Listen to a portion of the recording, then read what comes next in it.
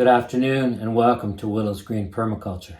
Today I'm going to show you how you can make a hole in your birdhouse gourds without breaking it so that you can get the seeds out, and if you want to use it as a birdhouse, so you can use it as a birdhouse without breaking it when you make your hole.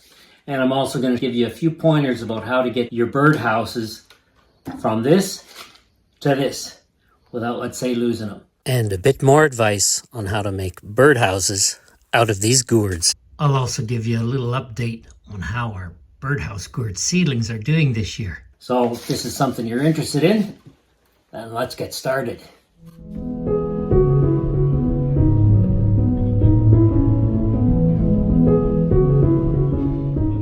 So we got 4 birdhouse gourds here, all from the 2024 harvest. I've got a couple more hanging around here and there, but I thought I'd just use these. And as you can see, they're at different levels of dryness. This one is still completely green, really heavy. So it's got a long way. It's probably not going to start drying until the spring. I'm probably going to end up hanging it outside so it can get finished drying, which is nice. And it's probably just because it was one of the last ones that developed. It's February 28th today, by the way. And then we got these two, which are the dries. This one is the one that dried first. I think it was in December. It was already dried. And then this one dried by January. And I can hear the seeds inside. They're still kind of jumbled. They're not totally dry maybe, but this is dry enough to cut open, I think. And then we have this one. Now, this one is still in the process of drying. And this is an important point I want to tell you. It's sitting on a glass plate, and we're in our workshop here, which has a concrete floor. We keep it cool in here because we have our potatoes in here, we have our sorghum in here, and other grains and other seeds and stuff like that. And so in here, I don't mind the fact that this birdhouse gourd, in order for them to dry, they have to go moldy. There's no two ways about it, okay? This outer coating here, the outer, let's say the outer skin, which is outside of this hard shell, which is, you could almost say it's like a bone or a plant bone, all right? This is the outer skin that's on the outside of this hard shell. And of course, this is the live part. This is the part that's photosynthesizing. In fact, this may still be photosynthesizing because it's still green. Anyway, this part has to basically rot away.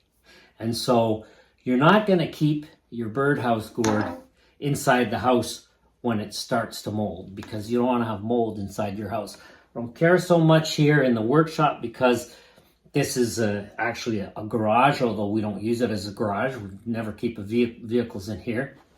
It's our workshop, our gardening workshop, and so on. And so it's a concrete floor, big, huge garage doors, lots of windows. And so I'm not worried about the mold. And just so it doesn't get everywhere, while this is drying, the windows are all closed, so there's not a ton of movement of air. There's no wind, there's no fans going on. If I were to turn a fan on around here, I'd probably not do it close to this. Anyway, so it's just sitting here, and as you can see, it's got mold on it. All right. It had a lot more of the white mold on there, like the white fluffy stuff, but still has a lot of the black stuff. And basically, when I'm satisfied with how dry this is, I'm just going to take a rag, bring it outside, and clean off all the mold that I can get off of this outside. All right, just wipe it nice and clean with a rag and then wash the rag. I've actually done that at least once with this. I've already brought it outside in the snow and took a rag to it and cleaned off sort of the mold that was on the outside. But it wasn't done yet. It wasn't done decomposing, so it's still molding there, and that is fine. I'm just going to leave that there. When it starts to feel a little bit lighter, that's when I'm going to go out and clean it, because these guys are light as a feather. All right, and then eventually it becomes this. These ones I've wiped them off already. This looks like there's mold here, but that's just color now. And so the mold, what it does is it leaves designs on the shell, which are interesting. Now, people like to paint over these to protect them, and you can either paint over them with a certain color, with a certain type of paint. To be honest, I don't know the type of paint you should use. I apologize for that. I tried something last year, We painted our birdhouse gourd just with regular indoor paint, and then I covered it with this, which is sort of like a clear covering that protects it from the elements. But I wasn't very happy with it. Found it too thick and sticky and all the rest of it. And so I don't know if I'm going to use this year. We'll see. But you can use something that's clear so that you can see all these designs, or you can paint it a certain color. It's up to you. If you don't paint it, then it's probably not going to last more than a couple seasons. It'll probably eventually just decompose and fall apart. But we've cleaned off all the mold, and so that's what we have here. And now what I want to do is take these seeds out. Now the other thing is, this one I keep in a windowsill. And these two here, they had lots of stem left on them and lots of vine left on them, which I've now cut because they're done. I had these guys hanging. So now this one, when I harvested it, the stem broke off soon afterwards, so I wasn't able to hang it. I did try hanging it around here for a couple hours, and then I noticed that the twine was cutting into the skin, and I didn't want that. I could have used maybe a rag or whatever between the twine and the skin itself, but then it might have really gone wonky with its decomposing. And so I decided to just sit it on something in a windowsill, and it's been doing fine. How do you make your hole without, cracking or breaking your birdhouse gourd? What I'm going to be using is a drill. And I've got this bit here, which is 1 1/4 inches in diameter. This is going to be good for wrens and swallows and sparrows and bluebirds and a couple other, I can't remember, but I'll add those in. It's just a slightly bit too big for chickadees, although we have a ton of chickadees here, so I might just throw some amaranth seed in there, and maybe we can attract some chickadees into there. And this is how we don't break our birdhouse gourd when we drill into it. We use masking tape. You could use just regular masking tape. You can probably use painter's tape too.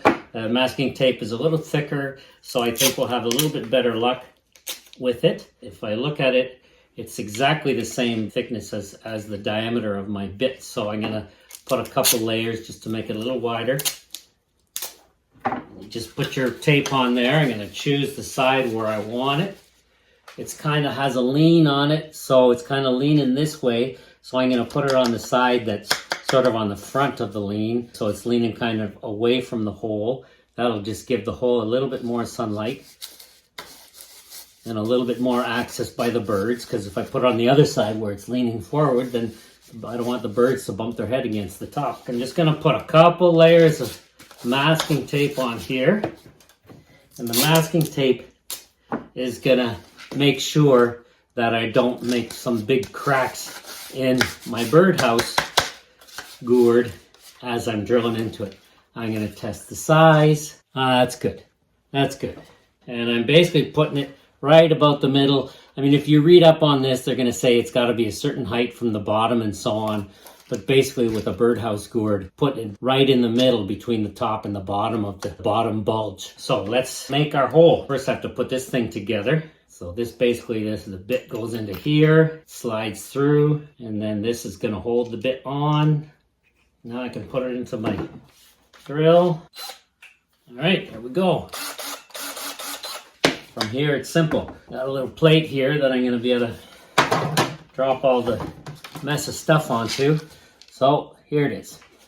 Little plate, well, it's a little cookie box lid. Give this a try. Push this up against nice and firmly. The initial hole is quite easy. And then once it's in there, then you just make sure you put that bit right up against it nicely. And then nice and slowly just drill in there. Okay, I was pressing too hard there. See that? However,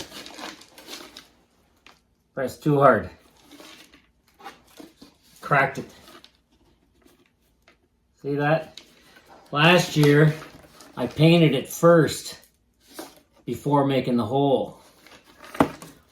Well, shouldn't have pressed so hard. Let's try the second one. I think I was just pressing too hard.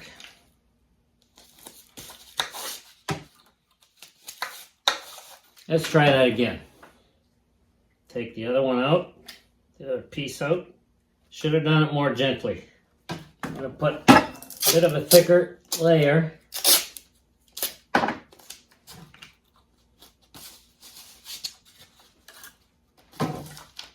Now if this one cracks, because I'm going to be much more careful, then I'll know that maybe it's better to paint it first. Here goes.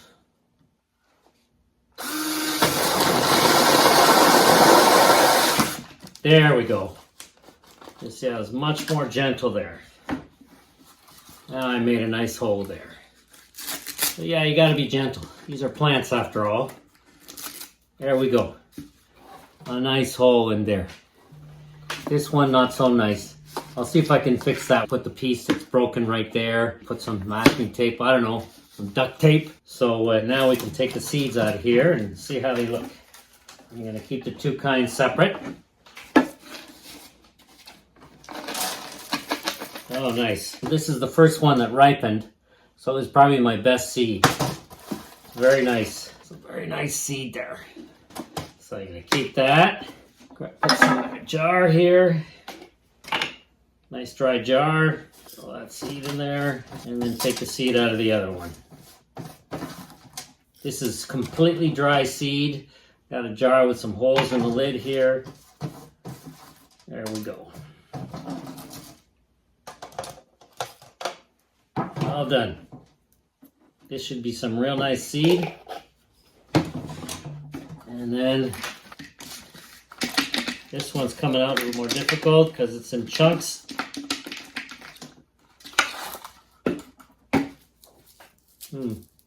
This has got some good seed in it. I'm going to have to go through it because some of the seed is really flat. That's kind of no, well, actually no, it seems good.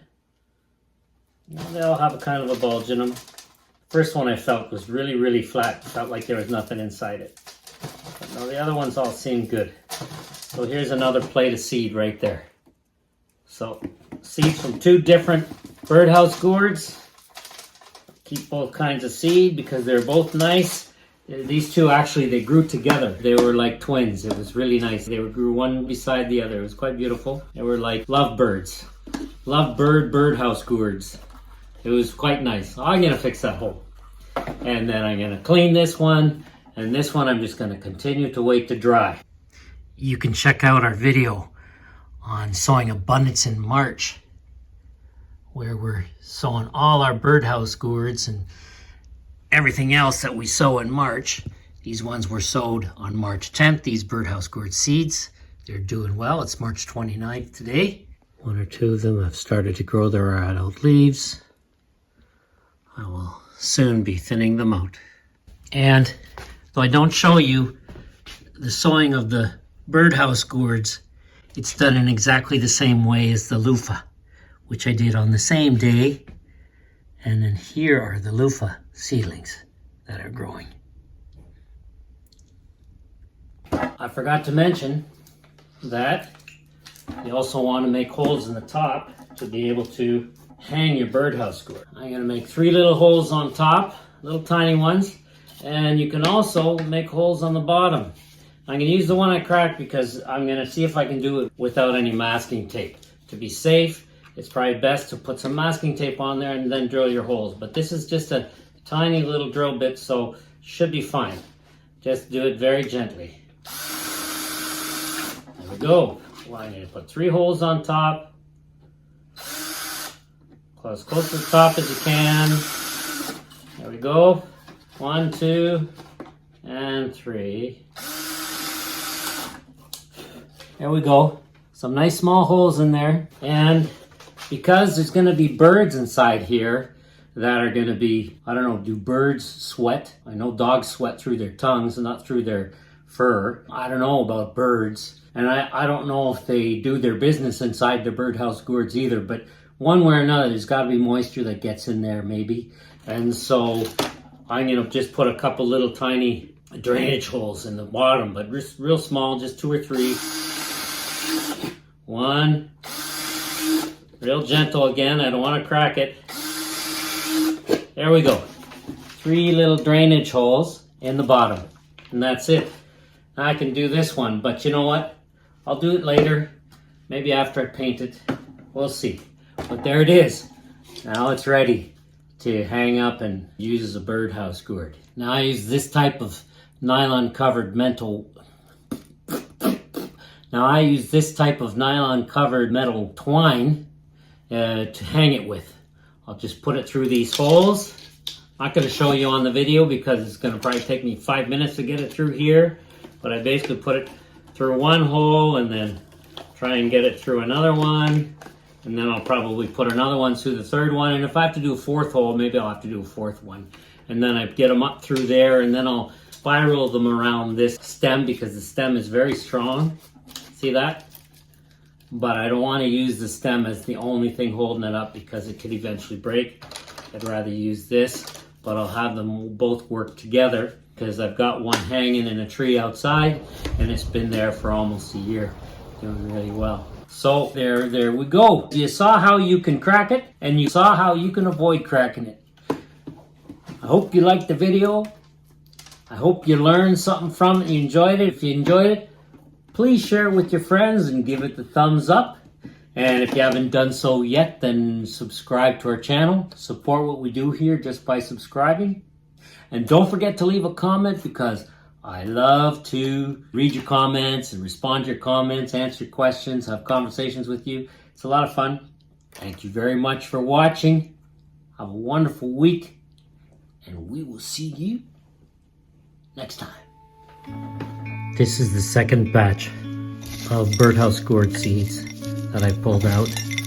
That came out in chunks, and I'm feeling it, and I can feel that there's moisture there still. So I'm not putting these away in a jar yet. I'm gonna put them in one of my seed drying baskets. There we go. Throw that in there. Chaff can fall through it. Seeds will just stay there. And there'll be airflow, so they will dry. Didn't really mean to make this mess, but anyway, I'll clean it up. Easy enough. I'm gonna leave them in there at least a couple of weeks so that they completely dry before I put them into a jar or into a bag or something like that. And they just stay on top of a little cabinet in our dining room so I can see them every day and keep an eye on them.